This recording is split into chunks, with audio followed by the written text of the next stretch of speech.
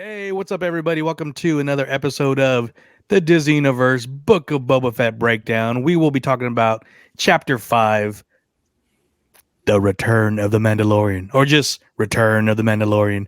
I am back to the land of the living, so sorry we got the last episode out a little late. My fault, but, better late than never. So hope you guys enjoyed that. Of course, couldn't be talking about this show without fellow co-hosts, Alex, a Big Smooth, and Ryan. What's up, guys? How you guys doing? Doing great. Nice. Mandalorian season 3, episode 1. Yeah, pretty much. Season 2.5? Yes, episode chapter For 17? 17 and a half. Yeah. But yeah, so quick synopsis on this episode. Mando's back. He's on a job. He finishes a job quick. He locates the covert, the surviving members of the covert. He learns a little bit of Mandalorian lore, and then he gets a message from Pele. Is that? Pele? Yeah, whatever. That she has a replacement for the Razer Crest, and it's 57 minutes of Mandalorian gloriousness, in my opinion. Alex, what did you first think of? Official thought of this episode? It was awesome. It was just great seeing Mando again, even though after last week we kind of saw it written that it was coming. Seeing the Darksaber, everything. The armor again got me stoked. So many cool things and callbacks, Easter eggs. Obviously, people teasing about the lack of our particular to the title character of the show, but I thought it was great. It's that problem that we've come up with every Marvel and I guess Star Wars show, not really Mandalorian, but every other Marvel show is we get to the end of the season and only so many episodes left, and there's so much you want to know or figure out what's going to happen. So I'm ready for it. Yeah, absolutely. Didn't give us any of that. Exactly. What about you, Ryan? What was your first initial thought of this episode? In the first 5 minutes, I dropped my water bottle and it just squirted everywhere. So I was very happy. The Darksaber, and it just like, and I was like, what the? And then it's the best episode so far. And the other ones aren't even like close. Like it's not even like, oh, I almost like that one, but like I haven't. You guys know I haven't been loving the show. Yeah. So same thing with me. I love this right away. Once you saw the little silhouette of him, it's like you knew it was Mando. You saw the spear, you saw the different bucket silhouette, and then the musical cue, and it was a nice little like mirror of the first time we met him in Chapter 1 of The Mandalorian. Is pretty much that, he's on a job, and we get the quote, I could bring you in warm, I could bring you in cold. This guy chose cold and did not choose wisely, but it's cool because we got that back to that badass Mando that we came to love instantly in the first episode before he became a father to Grogu, and everything was about the Baby Yoda show. Which, nothing wrong with that. I mean, people love their things, but I'm glad this was straight up Mando. And you kind of see him. I mean, I love the scene of him not being able to fight really well with the Darksaber. And we'll get more to that in a little bit, but just that angle of him igniting it was pretty cool. But yeah, I mean, then slicing the guy in half and the table, then beheading him, and then the whole, the rest of the butchers. Which, nice thing to find out. They got space butchers. So that's always. I was saying they look like the dog pound from Cleveland Browns games. They do. Dog pound mass. I said, Addie, they went and killed a bunch of the dog pound from the First Energy Stadium. Yeah, they did. And actually, they look like, too, that pirate gang from the Sanctuary episode that was taking the krill from the farmers, which was another, again, this episode was directed brilliantly by Bryce Dallas Howard, and she did that other episode, The Sanctuary, from season 1. they had that pirate group that would raid the farm. So they looked pretty similar. But oh yeah, just that whole scene where he's like, "Yeah, I got no quarrels with you. If you let me go, you got a whole table of money." And so they took the money. They chose wisely, unlike their boss. Yeah, absolutely. But yeah, that whole scene was really cool. Then, he takes a bounty back to who hired him. I forgot. I think the name of that particular character was, okay, maybe not Ishi Tib. I'm not even gonna say it was like a bird looking person, but all he really wants to know is he's heard the covert is at this city, this ring city. A lot of people sick. Yeah, a lot of people were thinking it's like, oh, that's from like Halo or something.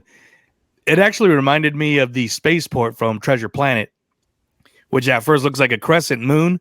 That when they zooms in, it winds up being like a spaceport. So that was pretty cool. So yeah, I thought like Coruscant meets Cloud City. Yeah, pretty much. Yeah, it was awesome. But that whole scene was pretty planet. cool. What was that? That planet was just insane to look at. Which I think was one of the big gripes with a lot of people of the show to date is we hadn't got off Tatooine. So that was the first big excitement, I think, in that sense. Yeah. What was I gonna say? I watched this episode on my iPad because I was away. So and it was sick. So if you're watching it on a small screen, I'm gonna watch it on my big TV, and I'm sure it'll be 10 times better. Yeah, definitely. This whole episode is super cinematic. Yeah. So he finds out because for some reason this guild or whatever want him to sit with them, and he's like, I got no time for you guys. Plenty of people will take this bounty, and so they wind up no, I'll tell you. And they told him where the covert is on that planet. And then we find out that the covert is pretty much just the armor and Paz Vizsla. Everybody else is wiped out. So that was pretty crazy. Well, I mean, yeah, no, that was crazy. I said before I was stoked to see the armor. Of course, Paz Vizsla, we know Clan Vizsla. To me, pre-Vizsla is the first thing that comes to mind from the Clone Wars, who we know was voiced by Jon Favreau. So Jean, the great French maker of Star Wars content. Jean Favreau. Yeah, I saw when I saw the heavy Mando, I saw dollar signs because I've been trying to sell my heavy Mando hot toy and no one's wanted it, and now everyone wants it, so I get to jack up the price. There you go. Nice. And does it come with like, I'm guessing, the heavy gun and everything? Yeah, or it's a really nice piece. I'm just moving away from that. So if you're interested, I'll give you a good deal. Very cool. It's a sick piece. And if people didn't know this, he's also Paz Vizsla also voiced by Jon Favreau too. So he was? Yeah. So it's not credited, but he was credited in the first season, but they didn't credit him this time, but it was the same voice and everything. And I liked when it's revealed that he has the Darksaber, that every time they mention the Darksaber, every time they do the Darksaber, they would like zoom in on Paz a little bit. So I thought that was really cool, but it's always cool too seeing the Bacta spray, which is the same spray that IG-11 healed Mando in the end of season 1 with. So that's because we find out that he damaged himself with a Darksaber fighting with that. So that was yeah. So and I wanted to bring this up because some people that maybe not into the animated shows as much.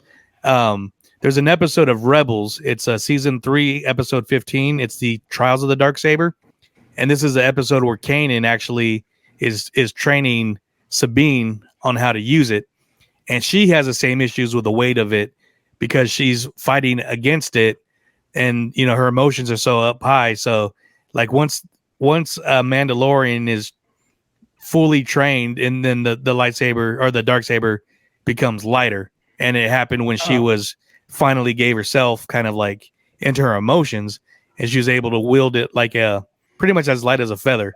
So I was glad they kind of showed that part of it on this episode, because even when Paz Vizsla challenged him, and it was a really cool, and this was a really cool fight too. Yeah. He took the Darksaber from him and was having the same issues. He couldn't wield it, and then that's when Mando kicked his butt with a vibro blade. So I think by the end of Mando season 3, like the end finale like episode, I can put money on it now. We're gonna get a Luke/Vader type like massacre from Mando with the black saber or the dark saber. Like he's going to do it? Yeah, like he's just gonna go to town on like 50 people, and it's gonna be insane. Maybe end the show with a force push, and then be like, "What?" And then it'll be like, "Yeah." Oh, like he's a force sensitive? Yeah. Oh my god! Imagine if he's force sensitive. It'd go back to that Tar Vizsla that was briefly mentioned on this and in Rebels with the first. They always say the first Mandalorian that was a Jedi, but I'm pretty sure he was the only Mandalorian that was actually a Jedi. So that would be so insane if he turns out to be force sensitive. Sorry, am I still choppy? a little bit. Okay. But it was cool that we, yeah, but it was cool that we also finally got the first real visuals of the Night of 1,000 Tears that we heard about, and holy crap, that was beautifully brutal. Oh man, it looked like Michael Bay put that. Yeah. I mean, all those bombers, and just going to town on the planet, and just then that Terminator feel of seeing the Imperial security droids like the K2SO. That was the models that, I mean, that was like Terminator going over the rubble, then seeing the probe droids, gliding above them. I mean, that's the first thing I thought of. I'm like, oh, here we are, T2. It's very end of days. Yeah. That again with the callbacks and Easter eggs. It's funny because I think these shows, you can't really. It's hard to think of a perspective of someone who has no Star Wars background watching this, but I would hope that watching it, enjoying it, and hearing these bits about things from other stuff will encourage you to go back and watch some of the other source material. Yeah. And one thing was cool too was in going back to season 2 of Mando, we got Bo-Katan's opinion of the Children of the Watch, the old school thinking, which the covert, that's the ways they follow. Mm-hmm. And then now, even when Mando asked the armorer, like, oh, do you know Bo-Katan? And then hearing her side of the story about, the curse of the Darksaber, when you get it and you didn't win it in combat, it turns into a curse and destroy the planet, and that everything that happened that she said about it is pretty much what happened. But I always want to find out like where the fine line is, because she was handed the Darksaber, she refused it, and this is all in Rebels. This is the following episode. I forgot the title of it, but she refused because she didn't win in a battle, but then she had the support of all the clans, gave them her support, and that's why she accepted it. So like I said, I don't know where that fine line of where all that comes out. So it's nice to know that we got at least 2 different sides, and I think then eventually Mando is going to be the one that kind of bridges everybody together eventually. Word. Yeah, I almost forgot about Obi-Wan's past with what's her name? Duchess? Yeah, Satine, yeah. So who knows if we get a connecting, not flashback, but from that time frame when that series comes out, because that's something prior to getting into Clone Wars, I had no idea about that history of Obi-Wan, and being that we're going to get a middle-aged Obi-Wan timeline, and he only has so much. Well, I guess he has plenty of connections, but I assume we'll get some sort of connection to that story in his show. So yeah, and one thing I want to get to too, kind of jump into Obi-Wan real quick is, according to the comics, Obi-Wan is the one that gave Black Chrysanthemum that scar on the left side of his face. And I think I brought it up. Did I bring it up?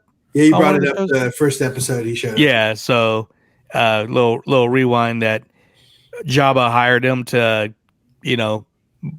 get all these moisture farmers, pretty much taxing the moisture farmers in Tatooine. Obi-Wan saw, and he went to the Lars homestead, and he pretty much protected them, and according to the comic, beat the crap out of him. So, and that's why he has that big old scar. So that'd be kind of cool to see. Interesting. Yeah.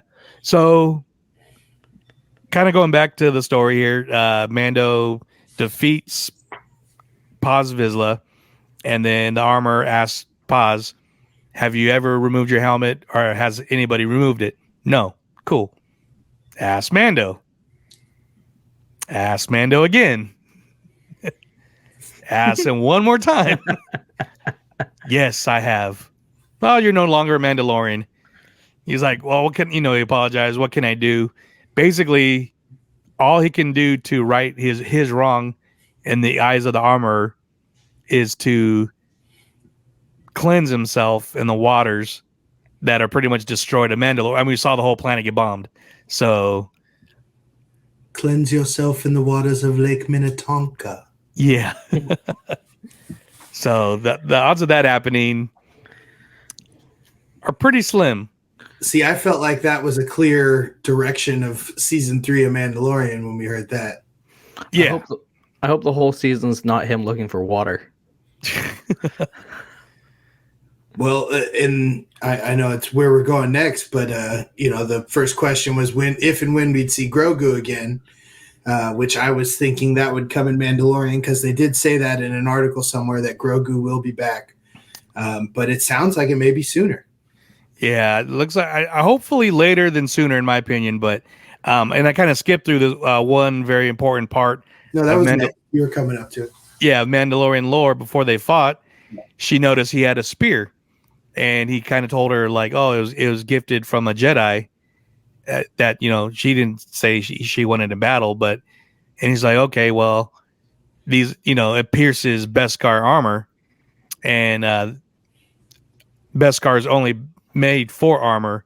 Enemies make Beskar into weapons, so he was quick to hand it to her to melt it down, and obviously he wanted to have it all, give it to a foundling, and Grogu in particular. So he had something made for Grogu. We don't know what it is. Do you? Like a chain.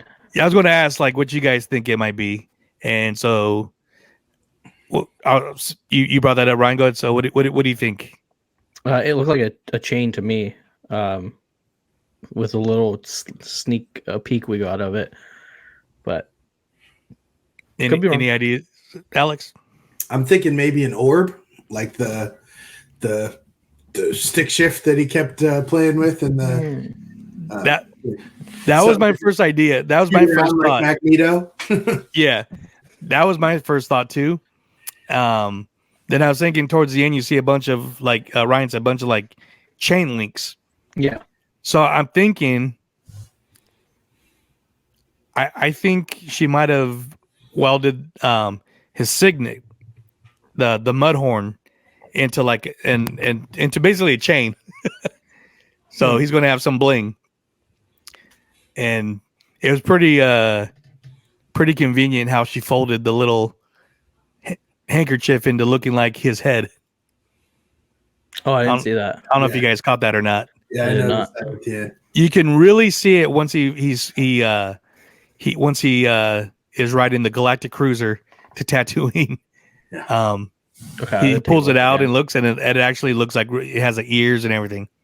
It had all the vibes of those old like Holiday Inn commercials where the dad's away on business and he's bringing the stuffed animal home to his kids. Yeah, totally. I have a theory. Yeah, go ahead. Hopefully you guys can hear me okay. Yeah. I think okay, well before my theory was before you guys we talked about looking for the water of Mandalore. My theory is season 3 of Mando is going to take place between episode 5 of Book of Boba Fett and episode 6, or maybe episode 7, when he goes off to look for Grogu, and I think he is going to stumble upon Luke, Han, and Leia with him, and then at episode 7 of Book of Boba Fett, they're all going to show up together for this big fight against the fish. So my theory was season 3 of Mandalorian is going to be his adventure going to find them. Possibly. I don't know what's up with this Luke, Han, and I know they wanted or should have had them all on screen at some point before. We couldn't do that without computers, but yeah. I don't think it's something they need to force anymore. Like, we got it, what we got.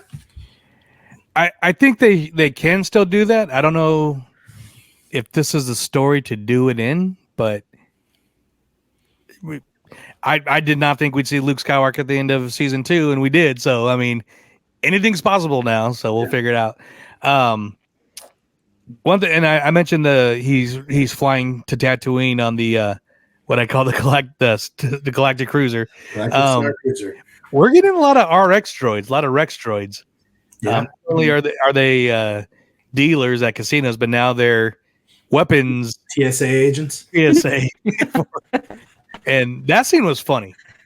I mean, just him unloading all his weapons and dropping the whistling birds, and then even his whipcord and the Darksabers. Like, I'm gonna find you. I know everything that's in here, and I'm like, oh, that case is getting lost. Right. I definitely thought it was gonna get lost for sure. Yeah, but yeah, then he's flying to Tatooine because we find out, we see Pele Moto, played again hilariously by Amy Sedaris, and we see her with the pit droids. They're chasing a little desert dog. I'm just calling. That's what I'm just going to call it right now, because we don't really get a good view of it except in the concept art in the credits.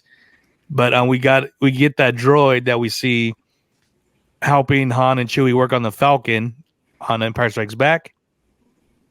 And then for video game fans, we see the BD droid from Fallen Order. Yeah, I got a little excited for that. I know a lot of people got really excited from that. So yes, hopefully something new coming to the droid workshop. Yeah, exactly. Ooh, that'd be cool.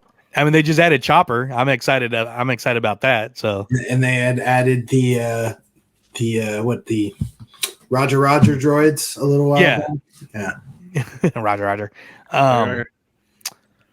So then Mando shows up, saves Pele because she's getting attacked by the desert dog, and hilariously, oh, what an entrance! They say, "Hey guys, look, it's Mando." The pit droid's like, "Man, take off. We're not dealing with this guy." So we find out that she basically contacted him because she's got a replacement for the Razer Crest, which he thinks is a brand new Razer Crest, and it is not. Mm-mm. It is an N1 starfighter from the Phantom Menace. So thick. The hot rod starfighter that is weak on weapons but looks cool. And yeah, and he's like, I do not want this thing. Give me my money back. Okay, sure, no problem. Well, since you're waiting for your money back, and she, does what she does best, and at least let me put it together for you, and you can decide after. So we get a cool little montage of little shop montage. We find out that Jawas date other races and species. That was kind of disturbing yet very funny, I thought. I don't know. What you guys think? Yeah, more Jawas, like more Banthas. I don't think we needed it, but it's fun because just like Boba Fett, it's a classic character that we know and love. Yeah, I don't feel either way about it. One thing we're finding now, and I didn't pay attention until Chad mentioned this early on in the Mando show, and then Pele really brings it up when she dated Jawas, but Jawas are fuzzy. Yeah, and because even Chad was like, "You see that Jawa? He had like fuzzy hands, but we've always seen him with gloves on." As far as I know, I didn't recognize the hands. Yeah, I bet so they and look like Grover from Sesame Street. yeah, so I think I'm thinking like they're just using Ewok costume and stuff, but Yeah, um, possibly. and we find out Ewok or Jawas do not give a crap if they got if you have something and you put it on a list, they will get it for you. Yeah. Even if it's the Pikes, even if it's something in motion, they will get it for you and no questions asked. you know, and I thought that whole little dialogue was pretty hilarious. Jawas are master thieves. Yeah. We could do a whole Fast and Furious saga with Jawas as the pit droids. Yeah. Pit So, crew. so we get the get the new speeder or his new ship. He takes it for a test drive. What'd you guys think? First of all, I mean, what do you think of were you excited to see something like from the prequel era, or was it just like meh? Yeah, because I don't think it was like shoved down your throat too much. It was like just kind of there, and it like if it was like Anakin's ship, like the exact same, like this, like with like marking or something, you know, like it was just there. It wasn't like shoved down your throat. If you know what I mean? Yeah, I thought it would have been cool if there was some sort of symbolism to show that it was the ship that Anakin was flying as a little kid in the Phantom Menace.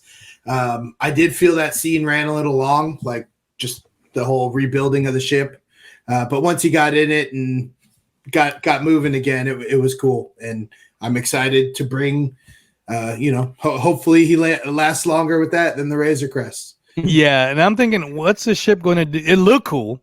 Yeah, you can't bring back a bounty on there. Yeah, the ship looked really cool, but because with Razor Crest he was able to kick it in autopilot, take a nap.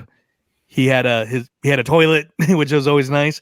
He had his weapons locker. He had a carbonite, his own. So he doesn't have that in here, but what we find out is he has a fast as hell ship, and I thought it was awesome seeing them fly through Beggars Canyon. Beggars Canyon. A lot of the pod race route was really cool. The effects in this show, I mean, like I said, purely cinematic. I mean, it looked super awesome. He takes it into space, flies it around the Star Cruiser again. You see the skills he has as a pilot too. Pretty. We knew he had pilot skills, but you see it different from flying something like a space tank to a actual starfighter. Yes, and then he didn't even really give credence to until he got behind the wheel. Yeah, exactly. And then we get the X-wing space cops, which I love this scene. I'm so glad we got Paul Sung-Young Lee again. As Captain Carson Teva. That I didn't know this until after we recorded the Mando show, but the other pilot was actually played by Max Lloyd Jones. He's credited as Lieutenant Reed. And so this guy was the actual stand-in for Mark Hamill and Luke Skywalker in last season of the Mando. Okay. Oh, so I'll send you guys the picture. And this is a shout out to our good friends at Star Wars Fandom Report. I posted this late last night. They had a picture of him with dots on his face for the reference, holding Grogu, then had him in the X-Wing. So that was a nice little, put him in the actual show. But yeah, that scene was cool. And then, like I said, Captain Teva recognizes his voice. Asked him about, hey, did you fly a Razer Crest? No, that must have been somebody else. And then, they get all the information. Boom, hits a NOS button. Pew, he's gone. And it was hilarious because apparently even X-Wing pilots who we're seen as space police, they don't want to do paperwork. So they just let them go. So comes back and we hear something we have not heard since the Phantom Menace, and Pele asks him, so how was it? And he goes, wizard. I thought that was hilarious. So it's a wizard, Pele. it's always a little inside joke that I always have of going back to the Phantom Menace. So but yeah, that's pretty much the end of the episode. Fennec shows up. Bailey thinks that they locked her out, but Fennec, she's a badass, so she's like, no, I'm still here. Pretty much just offers him a job, and he's like, well, what's the job? And he's like, well, it's not a job, but we need muscle. And he's like, oh, Boba, yeah. And she had him tossed him a big sack of credits, and he's like, nah, this one's on the house, but I got somewhere to go first. And roll credits. Yes. So I thought, that was a great ending. We did get the tie-in to the Book of Boba Fett, even though there's no Boba. But it was like your standard comic series when you're going through the stories, then there'll be a one-off, offshoot of just like, meanwhile, on the other side of the galaxy, Mandalorian and stuff. So I love this episode. I love the show still. And I think the next 2 episodes are just going to be hopefully pretty insane. But this is, I know, Ryan, you're thinking overall, not this episode excluded, but the show, you kind of think it's boring, but it is paced like a mafia movie. And Sopranos, Goodfellas, Godfather, building up to that war at the end. I don't think this is the only season of the show. I think we're going to get more. And I think we're also going to get more whatever the big bad is going to be. And I still think that it's eventually going to be Crimson Dawn, which was introduced in Solo. I think that they're going to be one of the big bads that kind of like that is followed throughout this Mandoverse. Mando season 3, Ahsoka. I still think, like I said, Boba Fett season 2. We got 2 episodes left, and there's so much more to tell. I think maybe Thrawn is down with the Dawn. Possibly. Darth Maul's gone now, right? Yeah, that's what I was just gonna ask. Darth Maul is dead again in this. Yeah, he's dead prior to A New Hope. Yeah, and that's from Rebels. So maybe they'll bring him back again. I don't see why not. No, he's dead. There's a comic series that is going on right now that's very, very popular, and it was called the War or World of Bounty Hunters, and it reintroduced everybody. I haven't read it yet. I've been wanting to read it because I heard it's really good, but it takes place like between a New Hope and Empire Strikes Back. It takes place in original trilogy times, but it's Kira from Solo is in charge of Crimson Dawn. And she's really skilled in fighting. She has run-ins with Boba Fett in this comic, and she actually steals while he has Han Solo and Carbonite. She actually steals it from him for a short time. So they have a relationship, and like I said, it's a very popular series. And now they just started a second spinoff of that series. It follows strictly Kira. So I wish I could give more information on that. It's just haven't read it yet. So yeah, I'm gonna have to get into the Marvel Unlimited. I prefer to get paper comics, but keeping up with the time frames and stuff, it seems like it'd be much easier to just do the digital. Yeah, and if you don't want to do that, I'm going to shout out one of my favorite Star Wars sites, Star Wars Newsnet. If you go to their website, they actually break down what's going on in the books and comics. So if you want to know what's going on in some of these stories, but you don't want to read a book or kind of do that whole thing, or even the comics, because there's so many freaking comic stories out now. I mean, I was when Marvel first re-released all these Star Wars, I was getting all the Star Wars, Vader, Han and Chewie. I mean, I was getting them, and it was a lot of money. And there's like multiple titles coming out every Wednesday. Right. And then they're doing variant covers. So I was getting some of the variant covers too. So I had to put it into it. So if you don't want to take the time or spend the money to read the books or comics, definitely check out Star Wars Newsnet, and you'll be able to follow along with the stories. They break them down really good. But yeah, that was the end of this episode. Yeah, like we all agree, this was a great episode. Best Yep. episode of the season, and it had nothing to do with Boba Fett until the very end. But like I said, it's setting pieces. It's doing what mafia mob movies do, sets pieces. And I still think we're going to get more muscle eventually. So Yeah, what do you, I know we brought it up at the beginning of the season, but the potential of Bosk, friends with Boba Fett, and an interesting dynamic between him and Black Chrysanthemum, I'm sure would be. yeah, especially the scenes we've gotten with the Trandoshians, Mhm. and that scene with Black Chrysanthemum was great. Real quick, do you have that post from brought up Which one? from Angie Mayhew? Oh, I can pull it up real quick. yeah. I have my my phone was my light. Yeah, I got it here.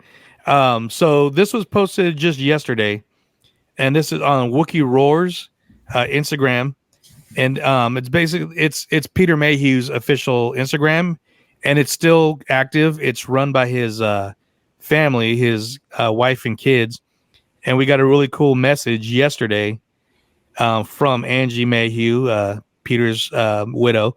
So I'm just going to read it real quick. It's really short, but really nice. So she writes, "Warmest Wookiee welcome to Carrie Jones, who is playing fierce Black Chrysanthemum in the Book of Boba Fett. You have some giant shoes to fill. Welcome to the Wookiee family. Peter would have loved seeing a Wookiee truly unleashed."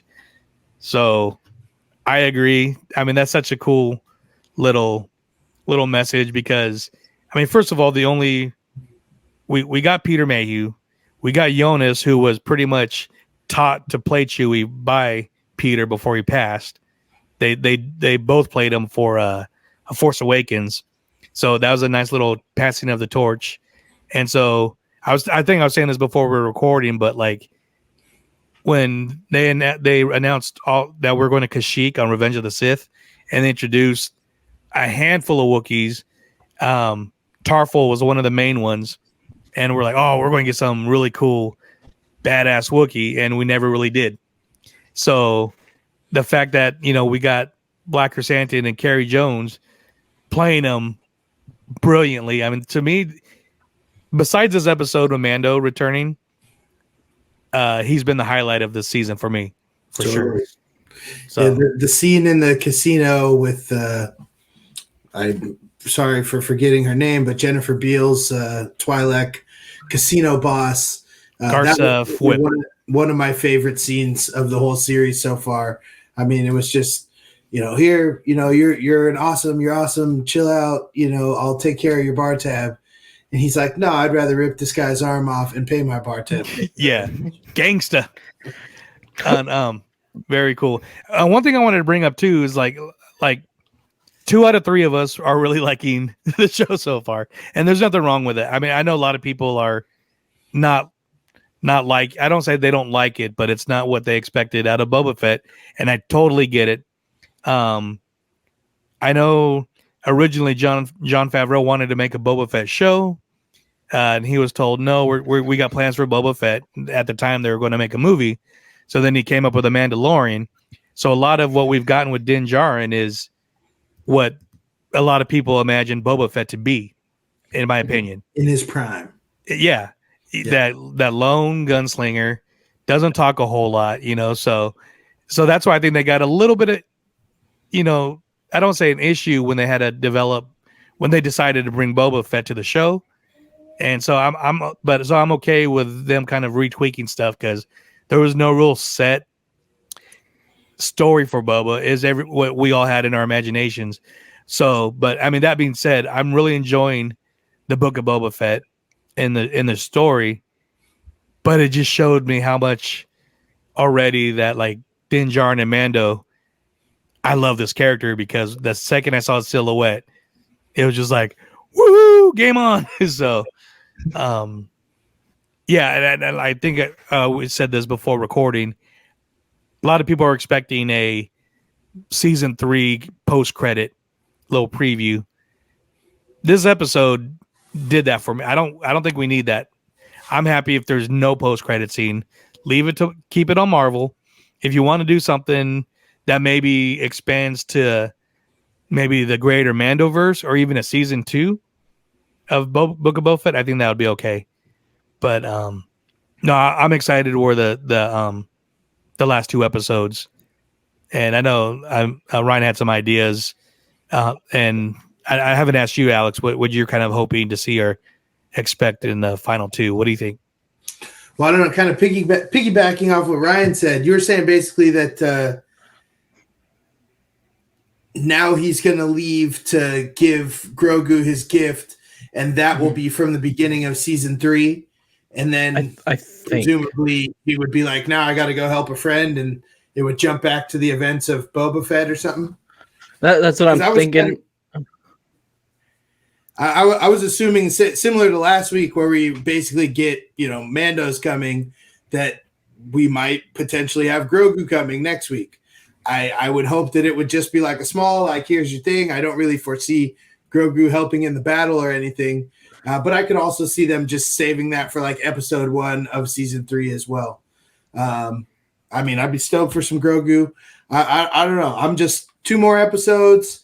I'm assuming the final one's going to be like a big hour-long battle or something.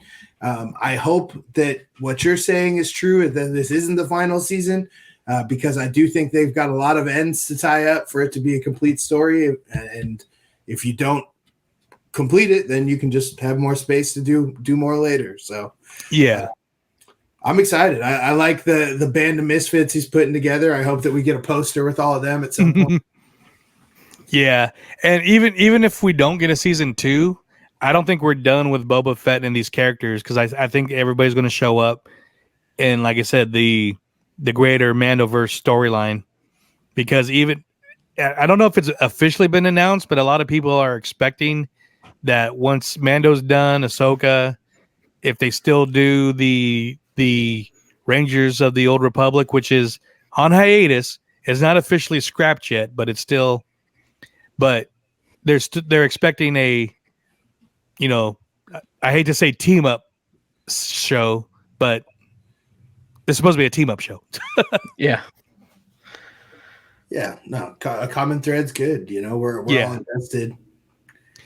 Yeah, absolutely. So I hope we start seeing a lot of these mob pieces placed, and even like something, I don't want to say like a big battle, but something big in the storyline will happen in the penultimate episode, then will lead to like a all-out war in the final episode, revealing. And I think Mando will show up towards the end of the 7th episode, or the final episode, kind of just fly in the nick of time sort of thing. Yeah. And I'm not going to say if he's going to have Grogu with him or not, but I think he's going to come back, with his brand new flashy wizard of a speeder, starfighter, and is just going to lay it down. And I can see that. Yeah, and because I agreed about him going back and with Grogu, but I don't know if I still think season 3 is going to be bigger and more at stake of him figuring out the whole thing with the Darksaber, becoming a true Mandalorian again. I mean, more than searching for water. There's going to be more to that. And I think you're going to see, even like we saw Paz Vizsla challenge him, you're going to see Bo-Katan possibly challenge him. You might even see the Armorer, because we know she can hold her own. I'm surprised she didn't challenge him. Yeah. And she just let him go with the Darksaber. So yeah, that's kind of what I was thinking about. Yeah. Bo-Katan. It's like, so we got this whole, what he's done after, but like, did she just be like, oh, well, I guess my friend has the thing that I was looking for this whole time now, so I'm going to go home because I don't want to fight my friend, Yeah. Yeah. But she wants that blade back. He wants that blade back. So I think eventually it'll lead to him becoming the true Mandalore and maybe bringing the clans together. But that's a whole other show. We're on the Book of Boba Fett. So. Yeah. But I think, like I said, somewhere towards the end, that it's going to show that the Pikes were actually run by Crimson Dawn. I don't think Kira might necessarily show up, but it might be a good time for Cad Bane to show up as the muscle for Crimson Dawn. Yeah, I was gonna say I don't expect to see him on Boba's side. Yeah, and there was rumors on Diz Insider, and that's a site I really pay attention to. A lot of the stuff they post is pretty accurate, but they're working on a Kira series apparently. So I could see it. yeah, I mean, I say check out those comics. if we saw her now, but she'd be like as old as Han and stuff would after. I mean, I guess not as old as they were in The Force Awakens, but 5 years after Return of the Jedi, right? So Yeah, I guess yeah. So is no one thinking Mace Windu's coming? Not in this one. I don't think yeah. Jedi space, but I hope we would see him maybe show up in ObiWan. That would be cool. I can't see him showing up in Obi-Wan. I mean, the time frame makes sense. I mean, whatever, you're dead, but you fell, and we didn't see you die, so he fell to the bottom of Coruscant. And I mean, I love that fan art of him with like the scar, and Yeah, he kind of got like body modded or whatever. Yeah, there's a Star Wars theory YouTuber he's done a really cool video of like Vader, but a lot of the story on Vader, like right after he actually becomes Vader, is that Mace Windu's still alive and stuff. So yeah, check that out. But I think it'd be cool if eventually he showed up in Ahsoka. That'd be a good one too. that would be. So because I'm in that theory of Mace Windu's still alive, and we all know Samuel L. Jackson would play him again in a heartbeat. So, and I've seen that fan art too. It looks pretty awesome. Yeah. So, yeah, let us know what you guys thought of this episode. Like I said, this is the highest rated episode of the season according to IMDb, 9.5, and it was fun. It was so fun. I'm looking forward to midnight next Tuesday. Yeah. Midnight Wednesday, whatever you want to call it. Or like a few minutes earlier, apparently. Yeah, and I jumped on and saw that it was on just before midnight. I was like, Dank Ferrick, let's go. This is Wizard. We're watching it a few minutes early. Yes. So, and I was awake in the thread. I was just zoned. So Wait, I understand. I messaged Alex privately because I was like, oh yeah, we're probably bugging you. So no, because I was contemplating if I was going to wake up earlier. Well, I had to wake up early for work, but I had to contemplate if I was going to watch it at midnight or at 5 a.m. So I chose midnight. But so I'm enjoying the show, especially this episode. I know you guys are. We're almost done already, and not to jump the gun, but I'm hoping the next live action is Obi-Wan. I'm thinking it is. I think it is. I'm just not sure exactly when yet. Even without getting Obi-Wan, I riot. Yeah, so Obi-Wan before the end of June. Hopefully it's before Celebration. So. Oh yeah, that'd be good timing. Yeah. But how about I just play the first episode for you guys right here? But let us know what you guys are thinking of this show, what we think is going to happen. Maybe for the season finale, we might go live. What do you think? Hey, is Celebration the weekend before Memorial Day? It is that weekend, I believe. It's Memorial Day. Yeah. Okay. I might be down there the weekend before Memorial Day. Okay. Yeah, I think it's that 27th through 29th ish. Yeah, Memorial Day. So, but yeah, excited to see your coverage. Yes, and hopefully, I assume we'll be doing a couple of leading to Star Wars Celebration episodes over on TU. So. Yeah, absolutely. Maybe bring some guests along too. So, yeah, like I said, let us know what you guys think of the show, what you think of the episodes, and how you think the season is going to end, and if you think we're going to get more Book of Boba Fett. So, until next time, Ryan's like, nah, we're good. It's more Mando. So thank you. Yeah.